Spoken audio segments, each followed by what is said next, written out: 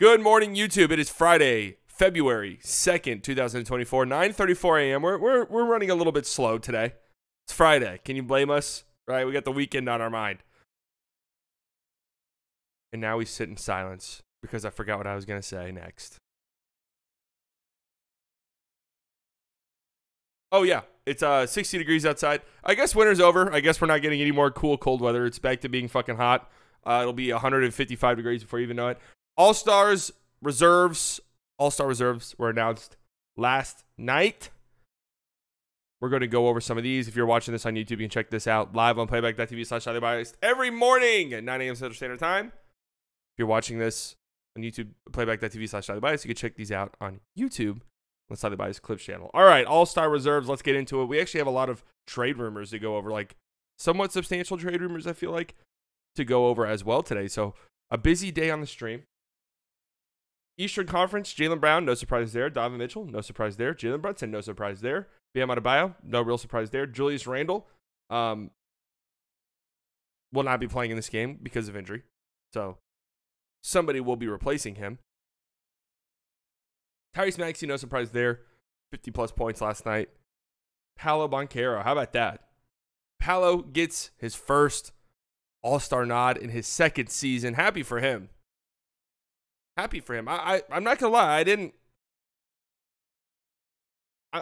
I guess I didn't take his All-Star candidacy that seriously until like a week ago. I just didn't think they would give it to him. So I'm actually happy for him. I'm happy for Paolo. You could definitely make the argument for like Scotty Barnes. Is there really any other forwards who have a case? You can make like an outside case for KP. But obviously the biggest snub here is Trae Young. Trae Young is an egregious snub. I'm kind of shocked he's not here. I would have gone Trae over Julius Randle, I think, pretty easily. I would have gone Trae over Paolo as well, pretty easily. Now, there is a chance that Trae gets selected into the All-Star game as an injury replacement for Julius Randle. Adam Silver, I believe, is the one who gets to make that call. But it's kind of insane that Trae is not an All-Star this year. I think there's a better case for Trae Young being a starter in the All-Star game than there is him not even making the All-Star game at all. 27 points per game, 11 assists. I mean, come on. At a certain point, man, at a certain point, like the guy just had insane season. He's having an insane season, man. I know the Hawks are a tire fire.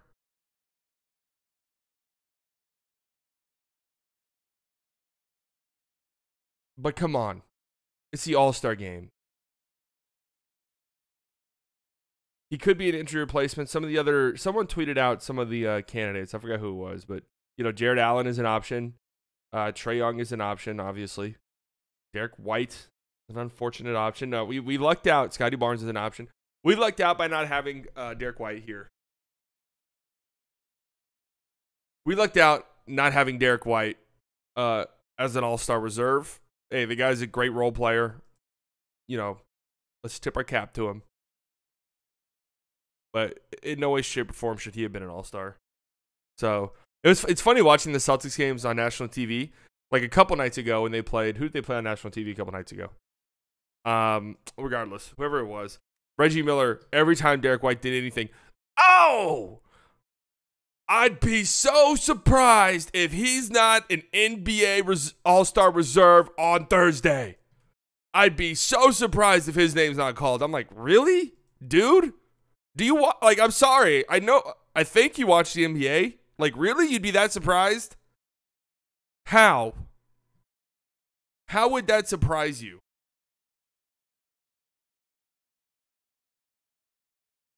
Maybe there's pressure to make multiple guys All-Stars on teams dominating like Celtics, so let's room for Trae. Happy you mentioned that because let's segue into the Western Conference reserves. Kawhi Leonard, obviously always going to make it. I had him as a starter, so Anthony Davis, incredible season, always going to make it. Devin Booker, always going to make it. Anthony Edwards, always going to make it. Steph, obviously always going to make it. Paul George was always going to make it, I think. So that left one spot open. And they went with Karl Anthony Towns, which I got to be real with you, completely and totally floored me. I'm shocked that they went that direction. And it's funny because I saw a bunch of people who were like, "Oh well, you got to reward winning, and they're the 1 seed." They could be the 4 seed by the time the game happens. Like they have a game and a half lead on the 4 seed Nuggets, and I feel like they could very easily find themselves as the 4 seed between now and the All-Star game, and then that would be hilarious. Because then what? Okay, well the Thunder are the 1 seed. Well, you got to reward winning. Well, they only had one. Jay, Clippers. Well, they Clippers did have 2.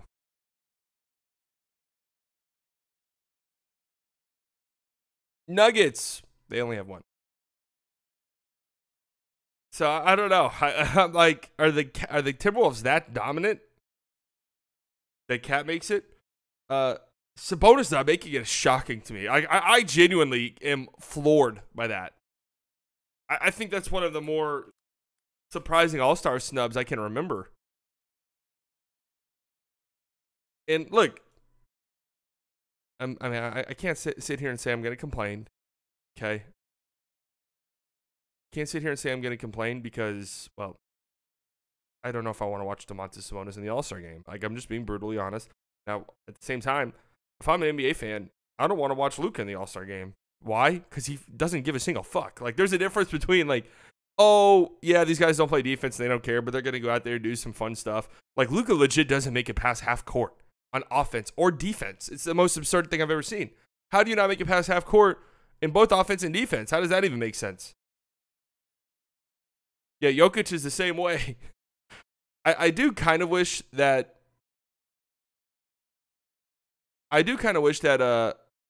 Luka took it a little bit more seriously because last year was really bad.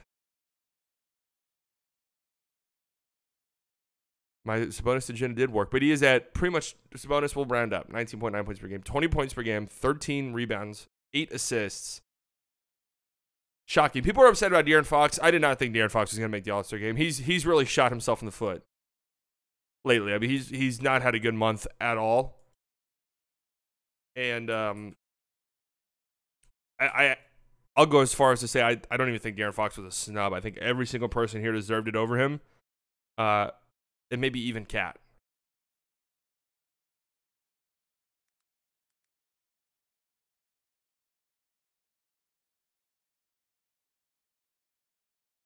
Wait, who's the first sophomore All-Star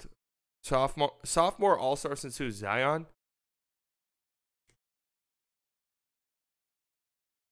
Did John make it as as a sophomore too? I mean, I would have to think so. LaMelo?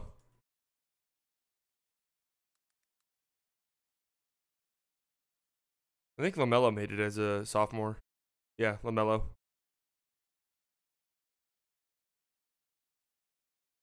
Pretty sure. Right?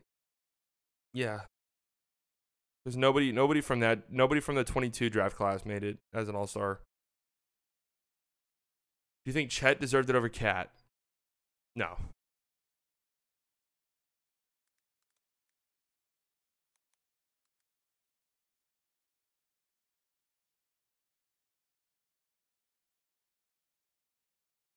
No, Kyrie was never going to make it. He missed way too much time. It's unfortunate, but I mean, he's missed like over half the season. They're not going to give it to him. Yeah, I mean, Cat's at 23 points per game, like 44% from 3. I mean, most surprising All-Star? Who would you guys pick? All of these guys are great.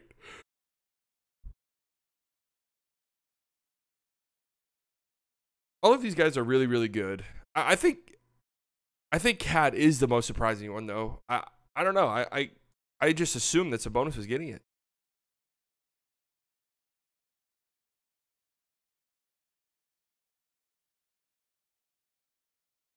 That just really shocked me. But anyway, should be fun. And again, Julius Randle won't play in the game. So another guy will be named for the East. It better be Trae Young. If you're Trae Young, or you're just like, fuck you, man. I don't want to play in this shit game. And who knows, there might be in the Western Conference, there might be a guy who's just like, hey, I'm dealing with like an ankle thing. I don't want to go. I think it was Ben Simmons who, somebody, not Ben Simmons, Bill Simmons, someone who said like some hilarious line.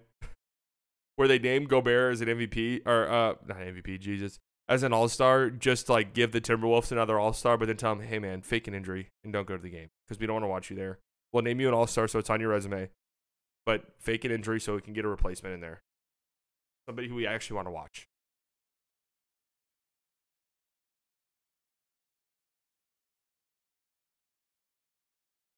Yeah, Rising Stars game should be interesting. All right, Jake Fisher dropped an article. Let's talk about that. Jake Fisher's always got some good little tidbits. I feel like it's been a while since we've gotten some nice, juicy meat in regards to the NBA trade deadline. Feels like it's been a while since we've gotten some nice, juicy meat. Like we've just kind of been doing nothing.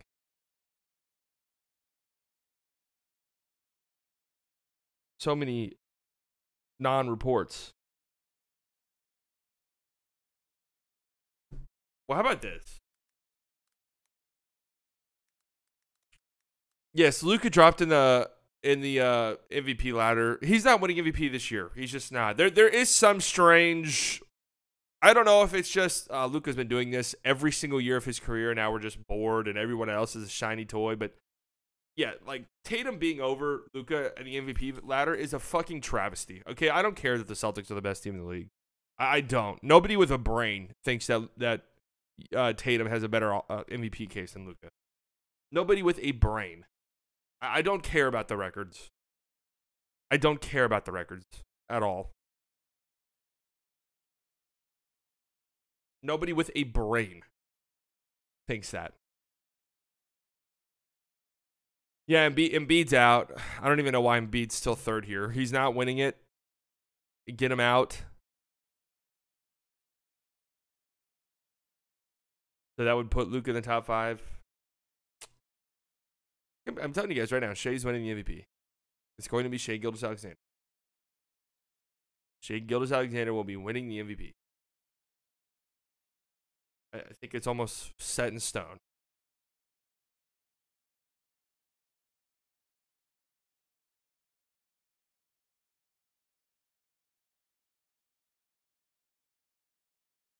It's set in stone pretty much, I feel like.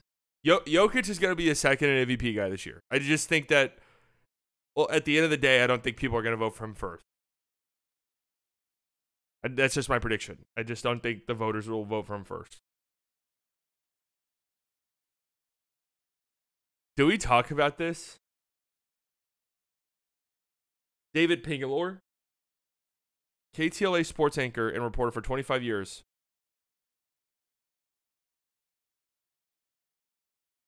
Then to Cleveland for LeBron James earlier. So this guy has covered LeBron before. His track record is apparently solid.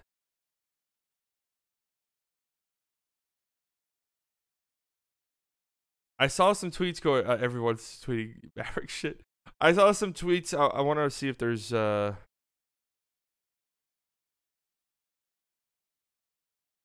want to see if there's some in the replies, but there were some receipts. I'm not pushing the anti-SGA agenda. I love SGA.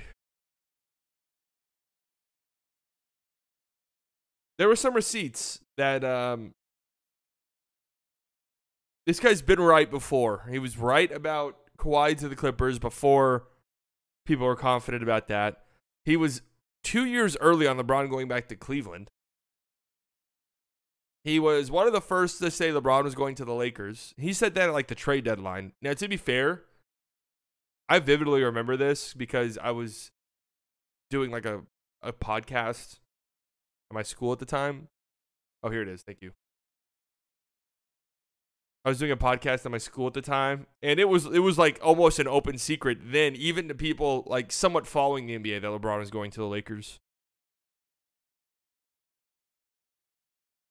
But I didn't want to believe it, so I said I would give anyone listening to this podcast if they tweeted me $100 if LeBron went to Lakers. I think maybe like 4 people watch the podcast. One of them for sure me. So I don't think any outside people watch the podcast.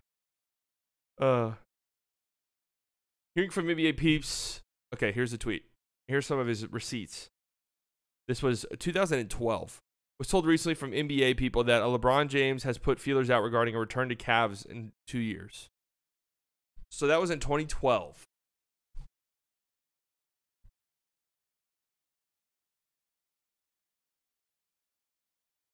Just hours away before NBA free agency is set to start, my sources continue to tell me Kawhi Leonard is highly likely and really leaning more so to sign a deal with the LA Clippers. Reiterating, the NBA Finals MVP is not at all interested in doing a deal with the Lakers.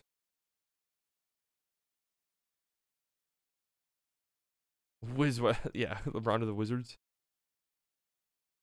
This was at the trade deadline in 2018. Last year of LeBron at the Cavs. The Lakers are doing LeBron a favor, and he will pay them back by making the Lakers his next team. Front office people I spoke with today put that scenario as a strong possibility. I will scratch your back if you do the same. Yeah, like in hindsight, what LeBron did was kind of fucked up. I'm not going to lie to you.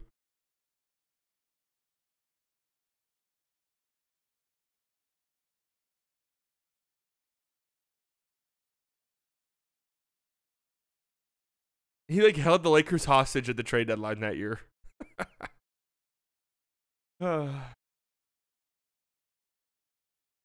So anyway, here's the tweet. Hearing from NBA peeps, LeBron James is the top of the Lakers list to trade the 39-year-old. Pelinka is looking for the right team to dance with and is close to a suitor. LeBron James and AD both out tonight.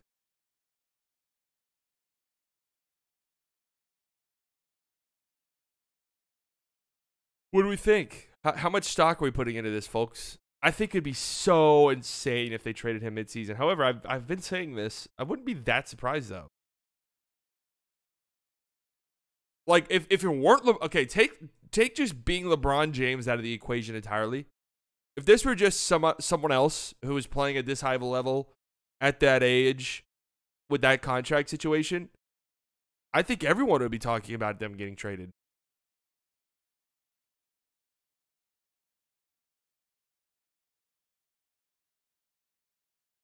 They are 25 and 25. Jesus Christ, they're only 2 games behind the Mavericks. Ugh.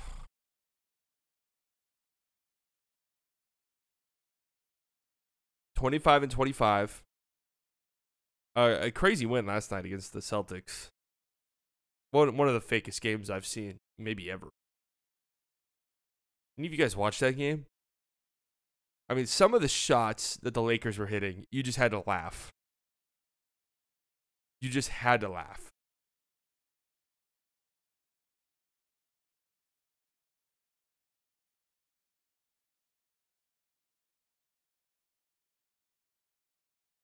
Reeves is a Black History Month boost.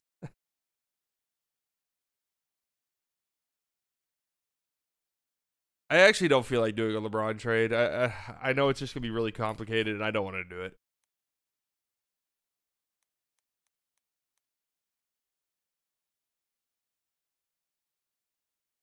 I'm kind of fan-spoed out. If the Mavs surge to like the 5th seed, yes, I think Luka will have a really solid case. Yeah, so here's the efficiency landscape. The Mavericks are dead last in defense. Dead last in defense. Their offense has been fine. But yes. Tough scenes. Tough scenes. The schedule gets tougher.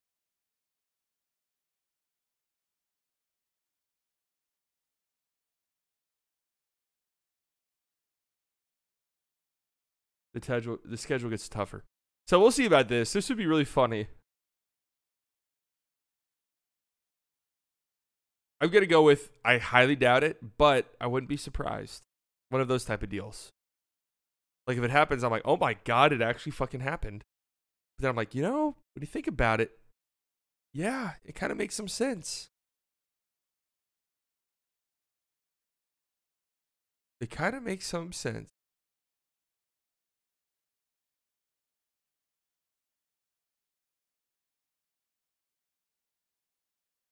Okay.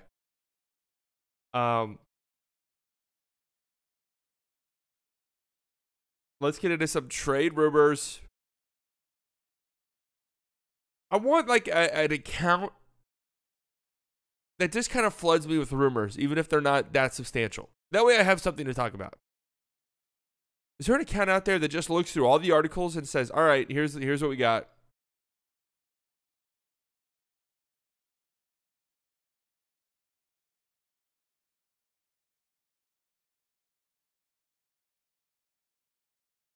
No, NBA Central doesn't even really do it.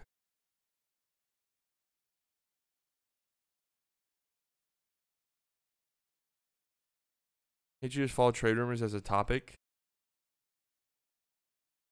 Is this like a boomer moment for me? I don't even know what that means.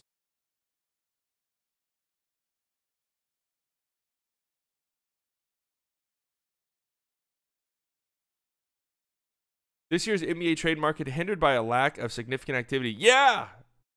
Fuck's going on, man? I know, I follow Evan Sidra. He only tweeted twice since yesterday, pretty much.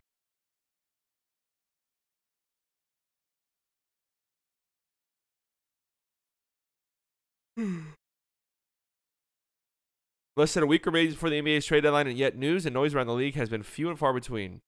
Okay, yeah, that's true. There was a trade yesterday, which is kind of interesting, actually. Not like a groundbreaking trade. Nobody involved in the trade is even going to play this year. I don't think, right? I don't think Oladipo is playing this year.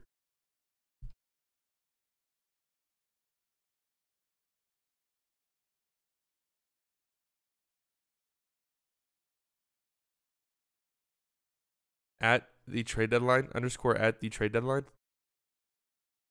Is he like sourcing his tweets, or is he just dropping shit that like is he just throwing shit at the wall? Because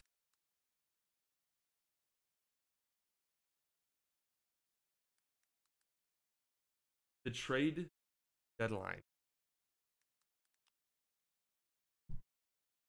I don't see him. No one pops up. Send him in here.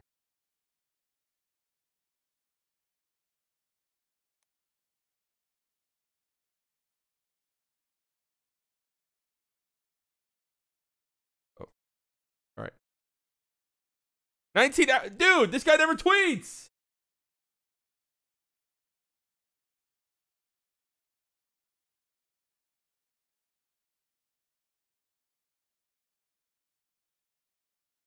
Unfollow.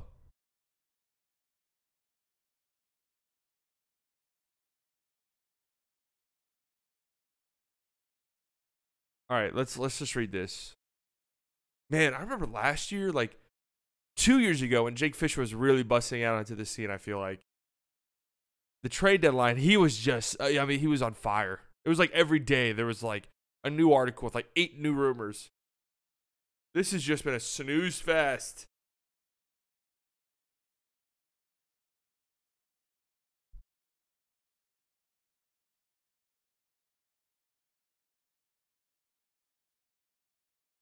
A snooze fest, I tell you. That's why I'm yawning.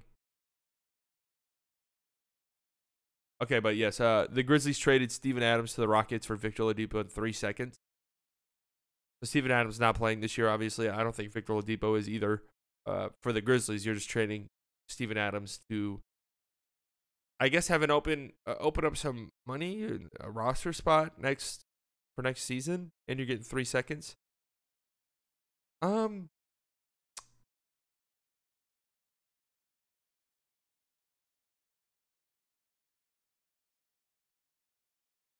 It kind of tells me Steven Adams is cooked. It sort of tells me that Steven Adams is just cooked because he was really important for the Grizzlies. And obviously, again, not playing at all this season, but for them just to pretty much say, all right, like we won't even need him next year.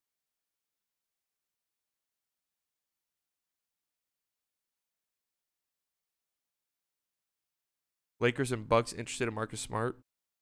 I'm kind of interested if Marcus Smart gets moved or not.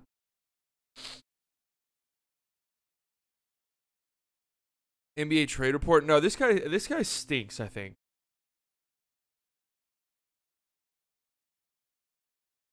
Oh, this guy's funny. Sources: Grizzlies are trading Steven Adams. No, man. Your sources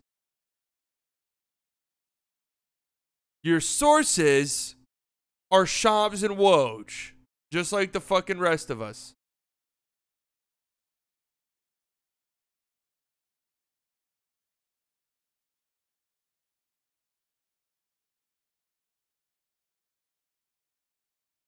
So the Rockets get Steven Adams, who I guess they want for his leadership and toughness. And yes, I guess he'll be the backup center next year for the Rockets. So interesting. Again, I kind of feel like this means he's cooked. If the Grizzlies are like, yeah, we'll trade him. Anderson could be a player to watch ahead of the trade deadline. His salary is the easiest way for Minnesota to bundle enough money to bring some value back.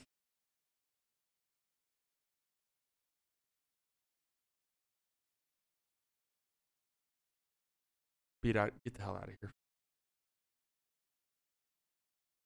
Wow factor. Wow era is officially over. Wow factor. Christian Wood, Victor Oladipo, John Wall.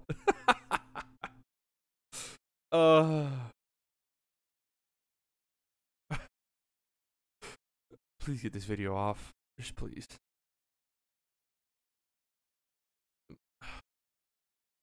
But the play-in tournament continues to have a seismic impact on the NBA's midseason marketplace, where more teams are acting as buyers than ever before. The consolidation of movable draft capital among just a few front offices, with a hoard of picks stashed in Oklahoma City that NBA personnel don't expect the Thunder to move at this juncture, has also contributed to the purported sellers market not having a ton of first-round picks being extended across the proverbial table. So I do wonder, the trade deadline, or not the trade deadline, the midseason, in-season, the fucking play-in tournament.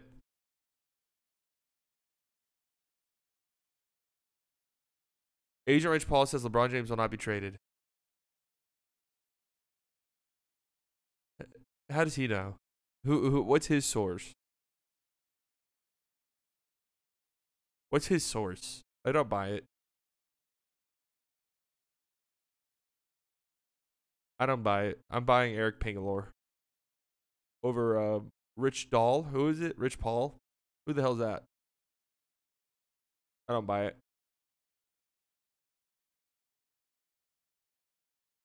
Part of me just wants a LeBron James trade to happen just so there's something fun at the deadline. Because I'm like, really, he has some connections. Okay.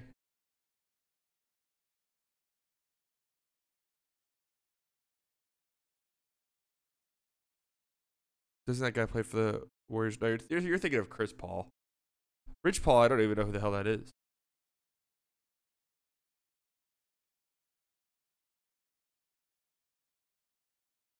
But the play-in tournament, I wonder how much of that really matters. No fucking way Dak has to be trolling.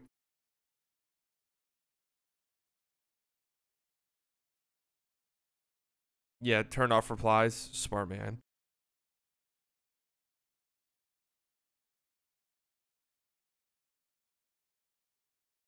Why did he tweet this?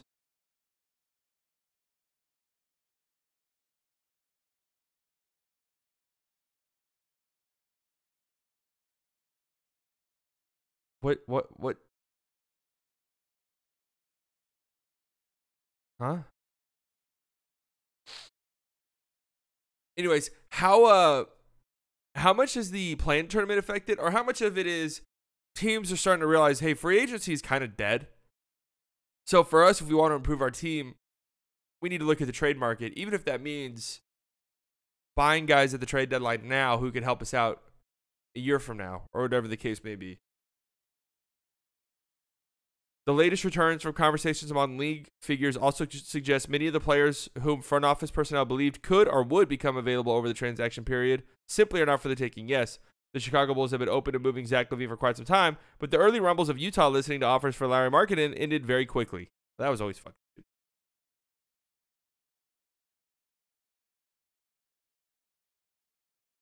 The Brooklyn Nets, league sources told Yahoo Sports, continue to shut down any inquiry for Mikal Bridges. Now, that's stupid for them. Same goes for Jared Allen in Cleveland. That makes sense. Where the Cavaliers have rebuffed any interest in their all-star center, sources said, not to mention the team's strong stance are holding on to Donovan Mitchell. Karl Anthony Towns isn't up for grabs in Minnesota either.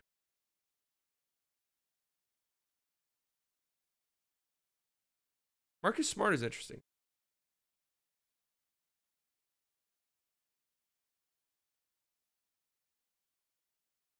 Grizzlies have shut down any overtures for the veteran guard. Oh, okay. Well, there you go.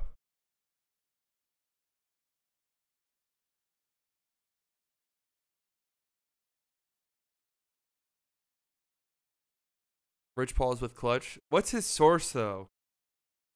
What's his source? Pingalore is a guy who's gotten some things right in the past on Twitter. What's Rich Paul's source?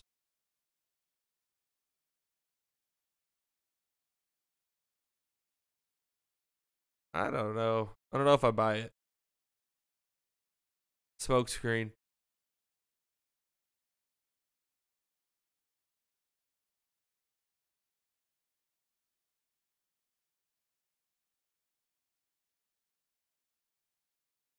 Wendell Carter Jr. not being considered a trade candidate. Warriors, Blazers shattered. Portland has been consistent that it has no intention of moving Jeremy Grant. What are these dumb fuck teams doing? What are these dumbass teams doing? Brooklyn Nets, you suck. You're terrible. Why are you saying no to any Mikal Bridges offer? You should be listening at the very least. Not saying you should trade him, but you should at least be listening. You're a terrible team. I don't think it gets talked about enough. I was thinking about this last night. I think the Nets actually might be the worst organization in the league. I actually do think that. I think they might be the worst organization in the league. Hornets, I'm not entirely sure. Think about the Nets. You know, you have to be somewhat decent of an organization to attract Kevin Durant and Kyrie Irving and James Harden. Think about how badly they fucked that up. Everyone blamed Kyrie. Everyone couldn't wait to get the fuck out of Brooklyn, and it has remained dysfunctional. The fact that like Kyrie was an easy get out of jail free card, blame it on Kyrie Irving. That was always bullshit.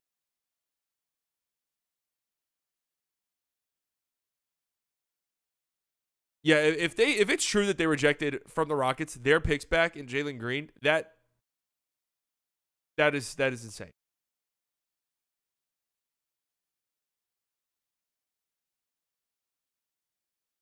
That's insanity. Portland, why are we no intention of moving Jeremy Grant? While Robert personnel have also been expressing an increasing skepticism that the Blazers will part with veteran point guard Malcolm Brogdon. What are y'all doing? What are you guys fucking thinking?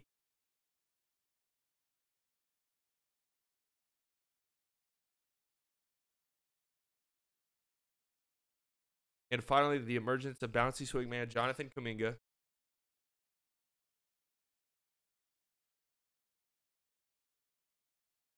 And Golden State has certainly made the former lottery pick off limits. Oh my God, is anyone going to get traded?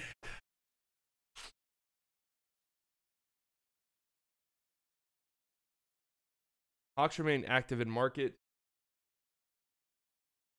The remaining trade deadline activity to this point is expected to focus on nearby cities, Atlanta and Charlotte. The Hawks continue to be described by rival executives as the most active and aggressive team in the marketplace, motivated to discuss the majority of its veteran players, highlighted by all-star guard DeJounte Murray, arguably the best player known to be available. Elsewhere on the roster, Atlanta has held its most notable discussions on Clint Capella, DeAndre Hunter, and AJ Griffin, according to league sources dating back to the offseason. It's become clear that Atlanta values Sixth Man of the Year candidate Bogdan Bogdanovic as highly as any player on its roster not named Trae Young and Jalen Johnson.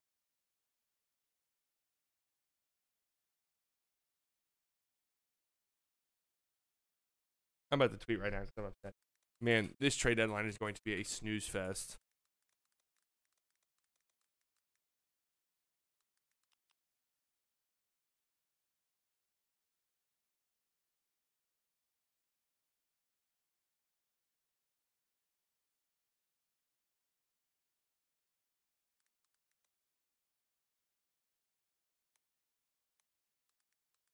What's with these rebuilding teams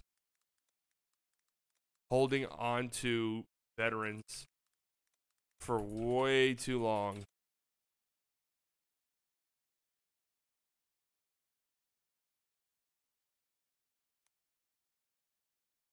This is like the Boyan thing for the Pistons. How has he not been traded?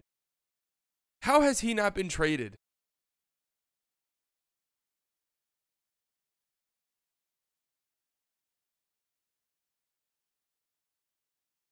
Someday all the GMs are going to be people who grew up min-maxing in RPGs and will stop with the stupid fucking front office decisions that get so much less out of their assets than they should. No, then it's going to be worse because then I think that's where we're at right now. Everyone wants to win. No one, like everyone, we have to win the trade. We have to win it. We have to fuck the other team. If you've ever been in like a fantasy, like I'm in a fantasy football league that over time has just become more and more competitive. Trades never happen anymore. There might be like one trade a year or two trades a year now in this fantasy football league because everyone wants to fuck the other person in a trade. No one ever wants like oh, this is kind of fair. Like this makes sense for both sides. Like, no, I need to be fucking you.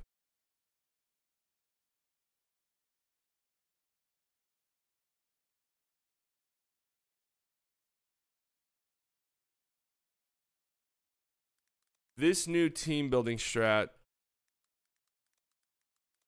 of rebuilding teams, just holding on to veterans, is a shocking one.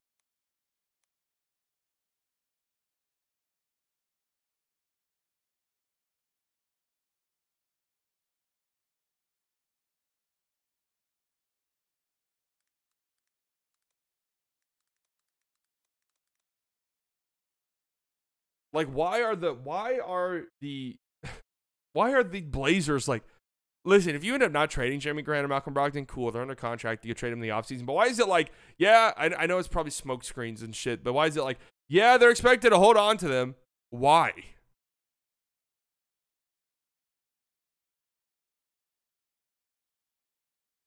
More moves for the Hornets. The Hornets already got their trade deadline started, trading Terry Rozier to Miami for a 2027 lottery-protected first-round pick and Kyle Lowry. Charlotte still considers Lowry a possible retrade candidate, while the Hornets are also evaluating trade options for Gordon Hayward. Of course, said two other players receiving quite a bit of interest from rival teams are P.J. Washington and reserve center Nick Richards. Okay. As for the Charlotte wing Miles Bridges, the Phoenix Suns continue to be described by league personnel as a team most motivated to land. What they mean by most motivated, he means most desperate to land the Michigan State product. And it would be noted that Bridges hails from the same Spartans program that Phoenix owner Matt Ishbia was part of under legendary head coach Tom Izzo. Part of is the right word. Bridges would add a sturdy forward, not that he played for, but he was part of it. Bridges would add a sturdy forward that Phoenix's roster currently lacks and could allow the Suns to deploy more effective small ball lineups. So here's the dilemma for the league, I think.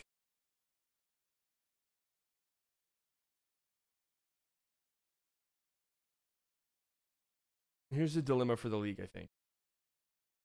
The rest of the team. Do you really want to trade for Miles Bridges? No, not really, because of, him being a piece of shit thing.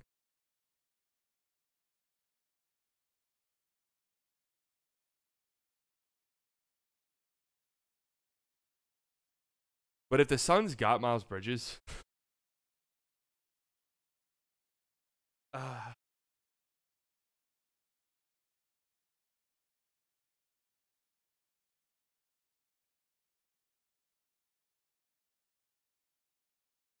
yeah, that would be really good for them on the basketball court. Other potential trade items to keep monitoring. We've heard plenty of D'Angelo Russell's involvement in Los Angeles Lakers trade conversations to fortify the unit around LeBron James, Anthony Davis, and front office favorite Austin Reeves. Let it be known Los Angeles has also been including injured point guard Gabe Vincent. Oh, game changing! While the Wizards have stated an asking price to inquiring teams of a first-round pick for floor general Tyus Jones, rival executives have indicated a confidence that Washington will ultimately be willing to move on from Jones for a package of multiple second-round picks. Huh. Okay. It's kind of interesting.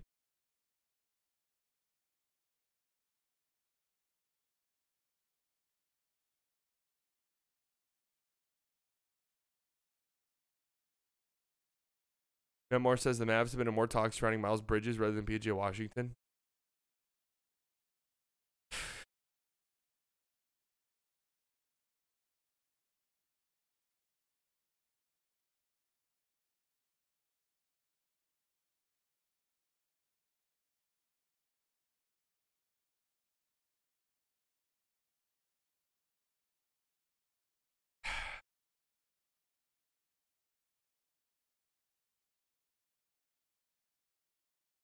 Dallas and Sacramento remain the two teams connected by league figures to Washington forward Kyle Kuzma. So the Kyle Kuzma smoke is getting kind of thick for the Mavericks. Almost too thick for me. I mean, the Mavericks just don't move like this. When was the last time the Mavericks were connected to somebody for so long and then they ended up getting him? The KP trade came out of literally nowhere. The Kyrie trade, but how connected were they to Kyrie before it happened though? Like they were connected because it was a glaring need for them, and they probably reporters probably knew they were interested.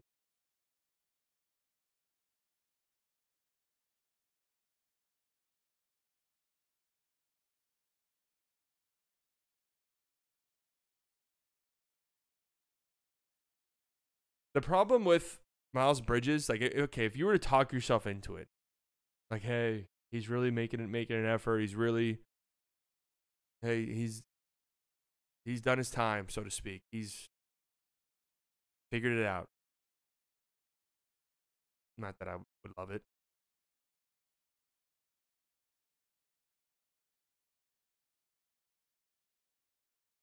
You don't even get his bird rights in a trade.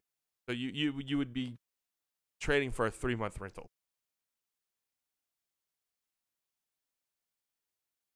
Dallas and Sacramento remain the two teams connected by league figures to Washington for Kyle Kuzma. The Mavericks appear to be pursuing a much wider range of players than the Kings.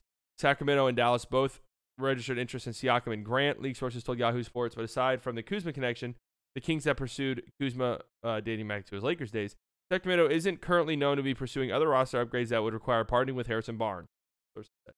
And he could very well stick with Sacramento beyond the trade deadline. The Mavericks, meanwhile, continue to be connected to other forwards such as Dorian Finney-Smith and Andrew Wiggins. As Washington? PJ Washington? Is that what that means? Minnesota remains active in the reserve point guard market. According to league sources, perhaps Timberwolves will be the landing spot for Jones, bringing the point guard back to the first franchise in his hometown area. I mean, that would be kind of crazy, actually. Sources said Minnesota is also considering two additions at the position to overlap team president Tim Connelly in Denver. Monte Morris, make it happen, baby. Hey, make me right. Make me right. That's all I care about. Xavier Tillman has generated a wealth of interest from playoff teams, sources said. That could be interesting for the Mavs, to be real with you.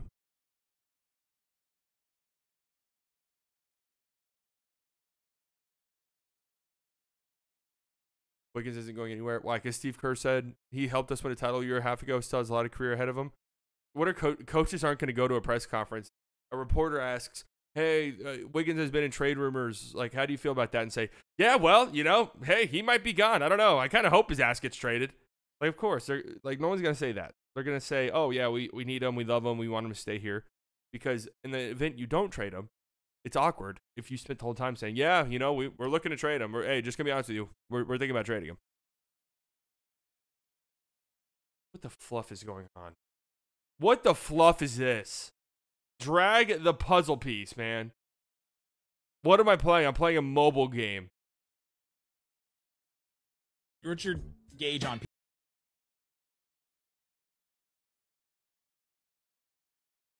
PJ Washington?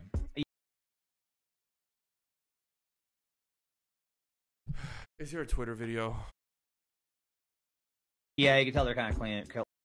Is there a Twitter video? Please. Is there a video of this on Twitter? No, I'm not talking.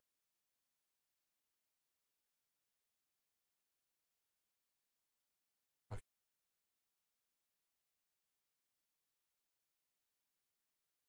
What's your gauge on PJ Washington? Yeah, you can tell they're kind of clearing the decks under new ownership. What's interesting though is I will say this, I hear Miles Bridges a lot more attached to teams than PJ Washington, including the Mavericks. Like I've heard Maverick stuff on Miles Bridges for weeks and weeks now. Now there's another team in the Western Conference in Phoenix that I understand is more interested in Miles Bridges than almost anybody. Now PJ Washington, I think, is a better fit and a better player. I think the problem is Washington outside of LaMelo probably has the most trade value, right? Like he's the one that's probably going to cost the most because he's versatile. He's a 3-level scorer. And the one thing I've heard about him from personnel guys is they're like, PJ Washington's a pro. Like he's a guy that approaches the game he's the guy on that roster that you can feel like is doing the right things every night, is coachable, wants to win, has the right attitude, plays consistently. What's your gauge on PJ Washington? Yeah, you can tell they're kind of clearing the deck. PJ better than Miles Bridges? I would have to say I disagree with that.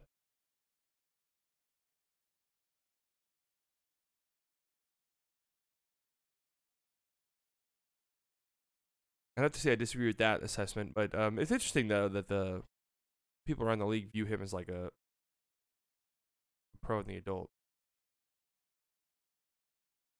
You said better person right after that. I think that's what he meant. Oh, well, yeah, that's probably true.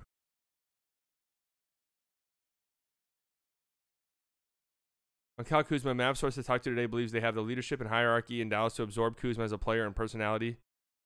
As Kuzma, as it was put to me, seems to be a big fan of Jason Kidd, who was a Lakers assistant when Kuzma won the NBA title in LA.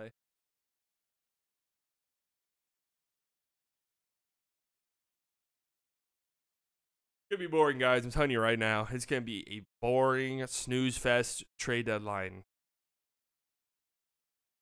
You got teams like the Trailblazers who are like, hey, guys, we're not trading Jeremy Grant or Malcolm Brogdon. Why? We're going nowhere. We need our young guys to play. We're not trading them, though. Hey, we're not trading Mikal Bridges no matter what. We're the Brooklyn Nets. We're not trading Mikal Bridges no matter what. Even though, why the fuck? Like, where are we headed? Nowhere. We are headed nowhere.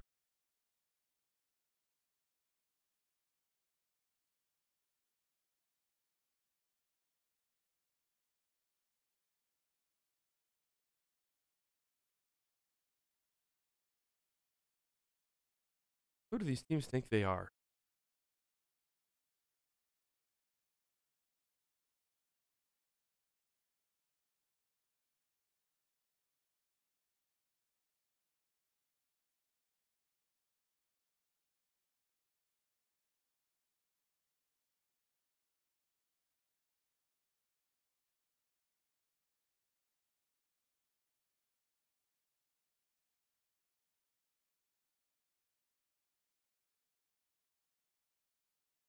Who do these teams think they are?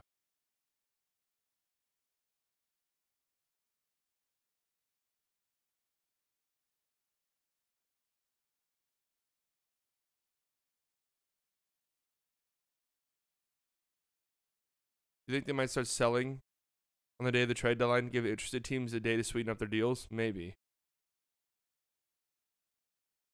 Honestly, this is why I respect the Wizards. They always selling. Well, they should be selling. They have no like youth. Nobody on the roster right now besides Bilal and maybe Denny is like someone they hope to have down the line. I get like wanting veteran leadership and presence and stuff like that, but man, at the end of the day, like,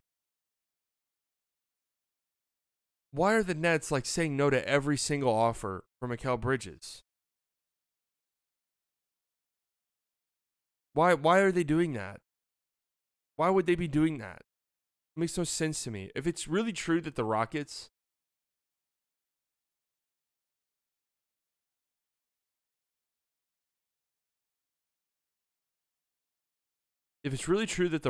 offered their picks back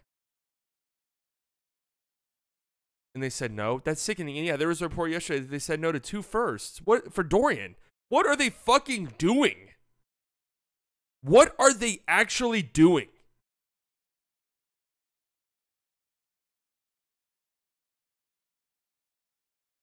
Then the reports last year that the Detroit Pistons were saying no to first round picks for Bojan. Like, what are they doing? Why? Look, I get veteran leadership is important. You can find guys who are like good vets for cheap. First round picks, if you're a team like the Pistons, are incredibly valuable. You're rebuilding. You just need the assets. And now you've like held on to Bojan for so long now that it's like, okay,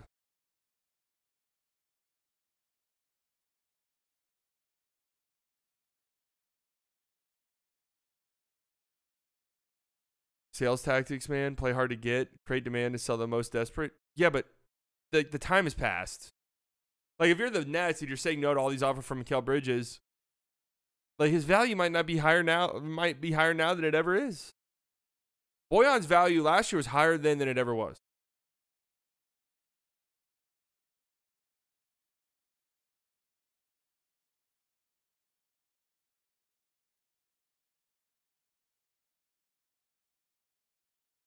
Kyrie for Kuminga? Oh my God. Who says no? Well, it's not, trade's not even remotely close to being possible.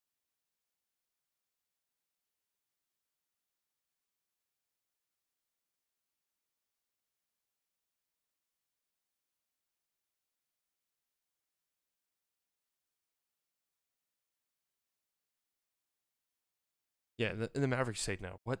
What? I don't think the Warriors say no to that.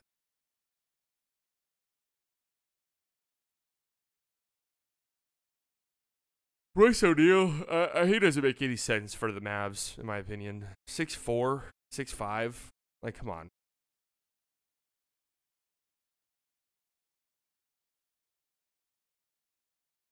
Please no.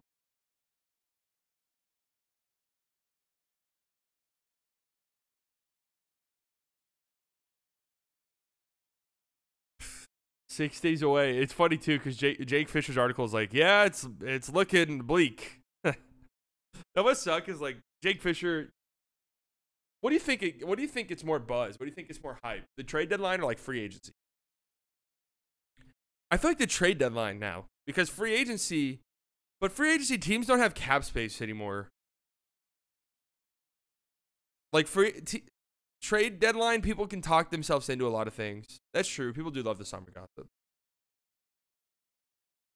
That's true.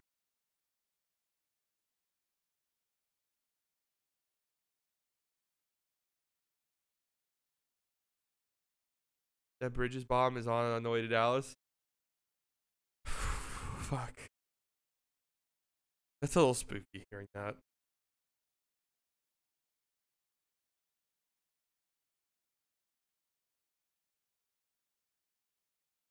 That's a little spooky hearing that.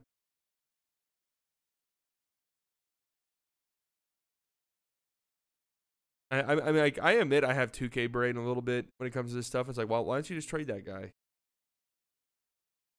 I don't agree with like these rebuilding teams holding on to players that they really shouldn't be holding on to.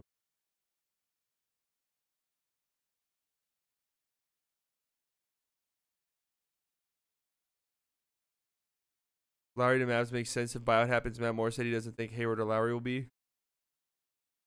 He doesn't think they'll be bought out or like going to the Mavericks. I mean, the Mavericks aren't going to be the sexiest buyout destination.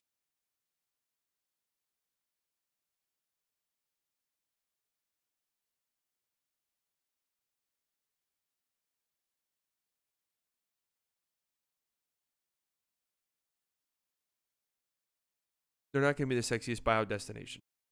They're going to be fighting for their lives to just stay in the play-in race.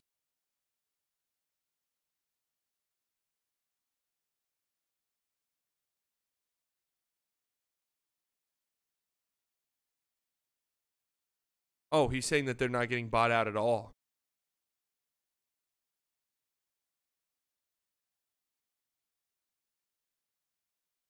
That's interesting. I definitely can see Gordon Hayward getting traded.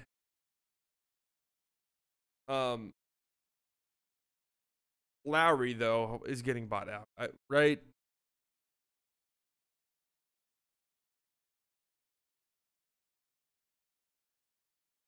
You mentioned more of Lowry getting traded. Really?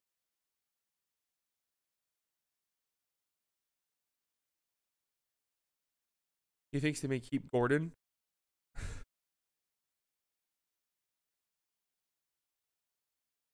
Well, Gordon Hayward doesn't want to buy out. That's what I saw a report that said that.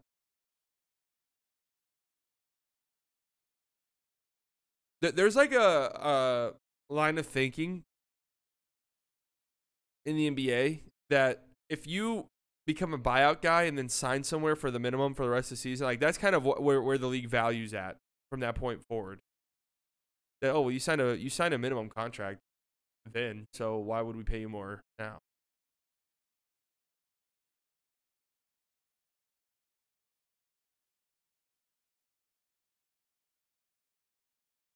Reggie Jackson got a better deal this year. I mean, didn't he only get like $5 million?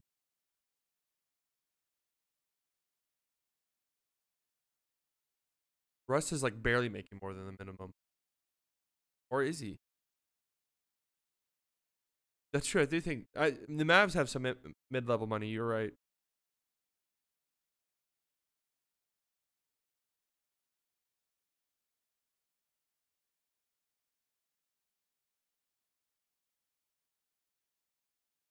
Like 300% of the minimum. For Reggie Jackson, is it 300%? The minimum goes up. Reggie's been in the league a long time. I want to say the minimum for him would be like around $4 million, right?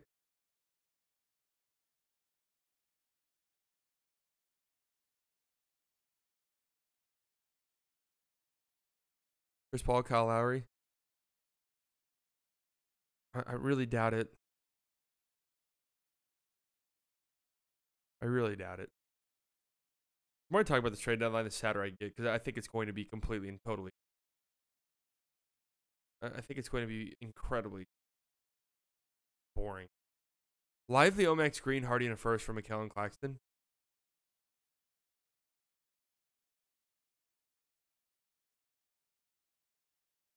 And the Mavericks are having a meeting.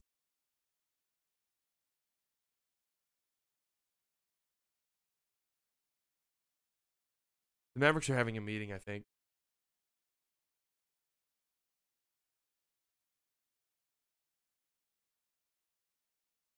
Yeah, the Nets don't do it, though, is what it comes down to. The Mavericks are having a meeting if that trade gets brought up to them. Come on, guys. It's not even possible, but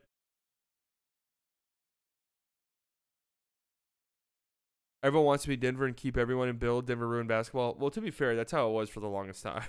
Like the crazy player transaction era, that is a relatively new phenomena.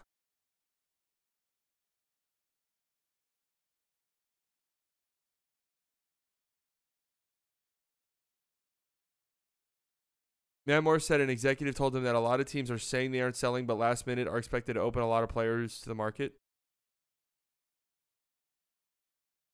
We'll see. 6 days away. I hate that the Mavericks play on Thursday. I hate it. I hate that they play on trade deadline day.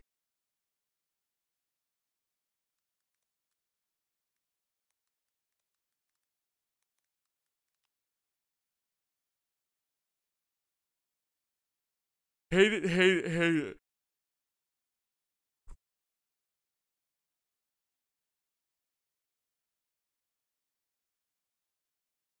Trade side bias now that his value is at peak. No, value is just climbing.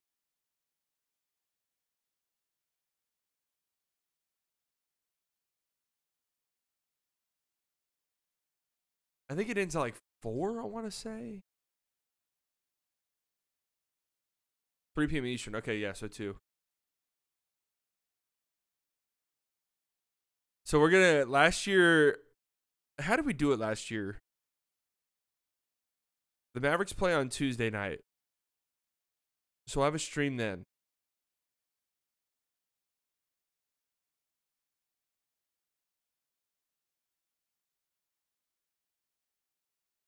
No. No way, 24 hours. Last year we did it. Was it a like goal? I think it was a like goal during the stream before the trade deadline. And like every certain number of likes. Trade Jason Kidd and Tim Hardaway. Okay. In every single like certain number of likes, the stream started 30 minutes earlier on trade deadline day. I think we ultimately ended up like 9 a.m. I think we went live at 9 a.m.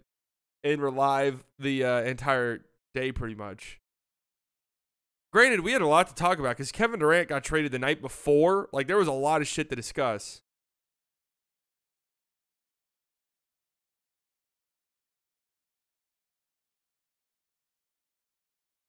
Yeah, the Mavs got nobody.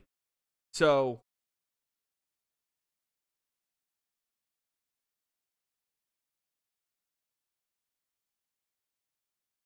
trying to think, do I want to do likes again or do I just go for it and do memberships? We'll say, all right, the trade deadline's at 2. Trade deadline's at 2 p.m.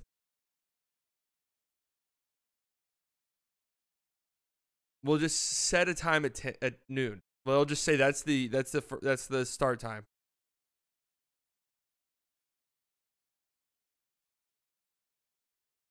So during the Mavs Nets stream, every like new member or something like that knocks the time down. Every new member knocks the time down until we work our way down.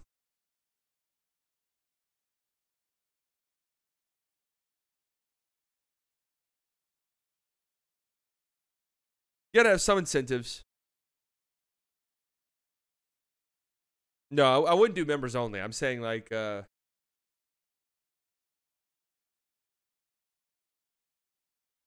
it's like, what is those called? Member trains? What are those things called? Like those streams where there's like a countdown, and then anytime somebody becomes a member or whatever, the timer goes back up. It would be like the inverse of that. A subathon. Yeah. Subathon. God, I'm a boomer, man. I am a boomer.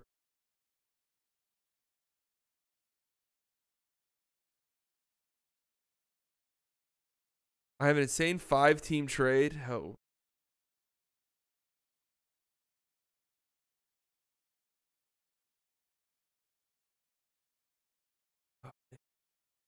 Oh, God. Part of me doesn't even really want to entertain this because of the Kyrie part.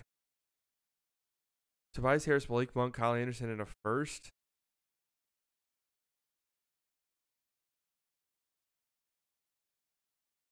Makes sense for everyone. It lowers the map ceiling a bit, but this season, but gives them a much better fitting team that sets them up extremely well to make a huge move the offseason.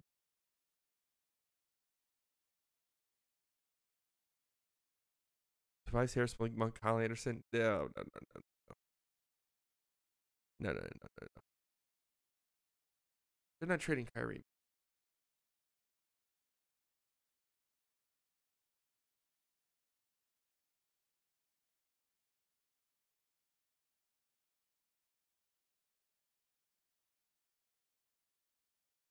Boy, also, why are the Timberwolves doing this? Monte Morris, Korkmaz, and Anthony Gill. Nikhil Alexander Walker is like a real life rotation player for them.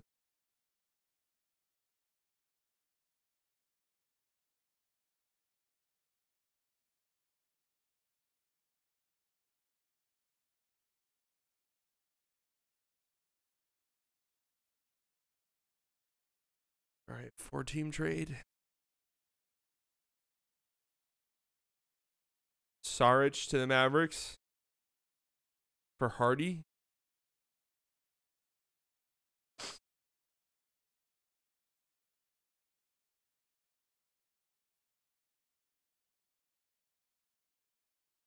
Yeah,